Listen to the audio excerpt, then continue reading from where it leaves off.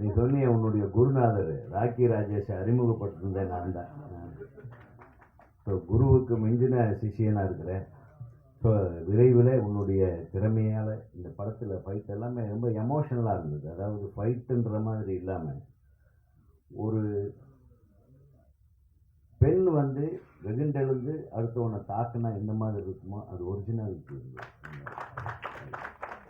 அதனால் கூடிய விரைவில் நிறைய படங்கள் பண்ணி இந்த வெள்ளியெல்லாம் தங்கமாக மாற என்னுடைய மனமார்ந்த வாழ்க்கை. கரெக்டா? கரெக்டு தானே? அப்படியே ஒரு பவுன் 2 பவுன் நம்ம பக்கம் தள்ளி விட்டா அதுவும் சந்தோஷம். இன்றைக்கெல்லாம் பவுனுன்னு வாயில் சொல்கிறதே கஷ்டமாக இருக்குது. இனிமேல் தங்கம்னு பேப்பரில் எழுதி பாக்கெட்டில் வச்சுக்கிறதோட சரி. கூடிய விரைவில் தங்கம் வந்து